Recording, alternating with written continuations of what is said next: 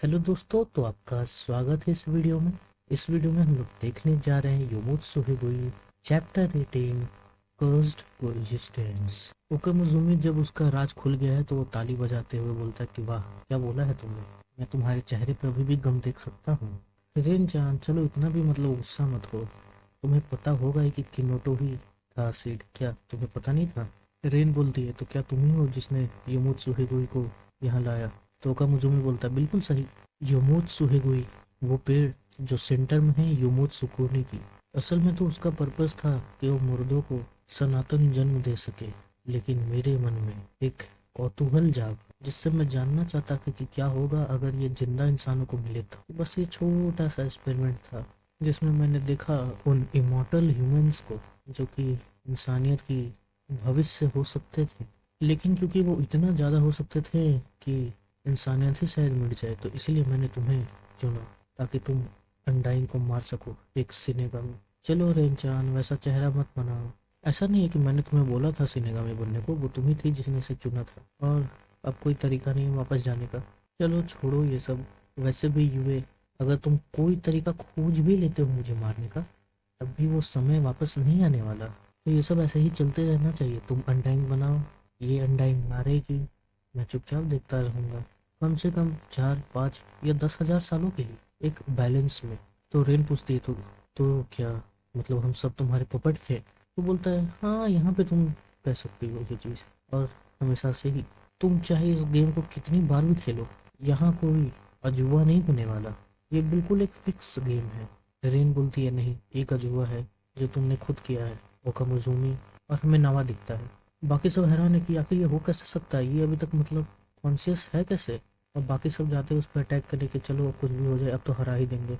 और हम देखते हैं नावा के मन के अंदर, जहाँ पे किनोटो और नावा दोनों बात कर रहे हैं कि कैसे नावा अपने लिमिट पे है। नावा पूछता है, अगर मैं मिट गया तो तुम्हारा क्या होगा? किनोटो कहता है कि जैसे ही तुम मिट जाओगे वैसे ही मैं पगला जाऊंगा और गुस्से में सबको मारने लगूंगा, लेकिन फिर वही होगा मेरा अंत, और फिर से नया होस्ट आएगा। नामा कहता है, क्या तुम बजर्क हो जाओगे? लेकिन क्यों? किनोटो कहता है, ये तो एक तरह का सजा समझो। मैं मैं ही वो था जिसने उस पौधे को लाया था अपने गांव में। ये सब मेरा ही तबाह किया हुआ है, शायद इसीलिए मुझे ये सजा मिला है। नावा ये बात सुनकर बहुत जोर जोर से हंसता है। क्या सच में? मैं सोच रहा था कि ये कोई कॉस्मिक बातें होंगी जो इंसान के परे हो, लेकिन ये तो भाई बहन का झगड़ा है। मुझे नहीं पता था कोई भाई बहन हजारों साल तक भी लड़ते हैं। तुम चिंता मत करो, मैंने कुछ सोच लिया है। इस बार तुम होशो हवास में रहोगे। मैं तुम्हारे गुस्से को दबाने की कोशिश करूंगा। मैं कोशिश करूंगा कि तुम अपने होश में रहो, और तुम यूए और रेन से खुद बात करना। वो कहता है, ये पॉसिबल नहीं है, ये हो ही नहीं सकता। तो अपना नावा कहता है, तुम मुझ पर विश्वास रखो, मेरे पास ज़्यादा समय नहीं है। तो मैं चाहता हूँ कि मैं अपना प्रॉमिस पूरा करूँ, क्योंकि मैं आखिरी हैंड ऑफ सिनेगामी हूँ। कि नोटो कहता है, क्या कुछ ऐसा है जो तुम मुझे चाहते हो कि मैं रेन को कहूँ? नावा कहता है कि उसे कहना कि मैंने जैसे 2 साल बिताए, वो सच में काफ़ी बेहतर समय था बिताने के लिए। मुझे इसके बारे में कोई कंप्लेन नहीं है, और वैसे भी मेरे 2 साल तो बहुत छोटे हैं उसके 4 हज़ार साल के सामने। तो उसे कहना वो अच्छे से दिए। और हम देखते हैं कि नावा के अंदर का मॉन्स्टर यानी किनोटो बाहर आ चुका है। रेन भाग के जा रही है। उसे लगा कि किनोटो ने सबको ख़त्म कर दिया क्या, लेकिन देखते हैं कि उसने सबका बीज निकाल दिया, और वो पूरी तरह से अपने रूप में आ चुका है। और रेन देखते हैं कि नावा चला गया, और यहाँ पे चैप्टर ख़त्म हुआ है। और अब हमारे पास केवल 2-3 चैप्टर और बाकी है। पूरा देखो, सपोर्ट करो, ठीक है? अगर कोई ऐसी मानवा और मांगा या मन हुआ है जो तुम लाना, मतलब जो तुम चाहते हो कि मैं उससे लाऊं, एक्सप्लेन करूं, तो तुम बता सकते हो। लेकिन मुझे ऐसा लगता है कि युमोत्सु हिगोई के बाद मैं क्लेमोर को ख़त्म करूंगा। क्लेमोर क्योंकि काफ़ी इंटरेस्टिंग है मेरे हिसाब से, एंड किसी ने रिक्वेस्ट भी किया था, ठीक है?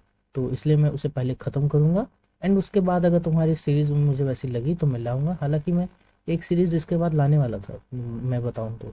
लेकिन हुआ ये कि वो सीरीज़ पहले से ही किसी और ने एक्सप्लेन कर दिया है कि मैं जो लाने वाला था।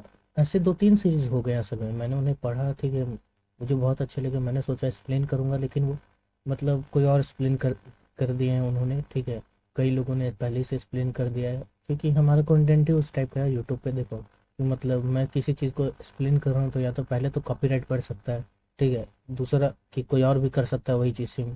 तीसरा कि मतलब ऐसा भी कोई आउट ऑफ द बॉक्स हम लोग नहीं कर रहे हैं, ओके? मतलब मैं अपनी बात बताऊँ तो मुझे नहीं लग रहा कि मैं ऐसा कुछ खास कर रहा हूँ कि मतलब वो बाकी सब नहीं कर पाएंगे। हाँ, अगर तुम लोग को अच्छा लगता है, तुम लोग कमेंट वमेंट करते हो, उससे मुझे भी बेहतर लगता है, लेकिन बस वो वही है और क्या। तो मैं चाहता हूँ कि तुम्हारा दिन अच्छा जाए। अलविदा।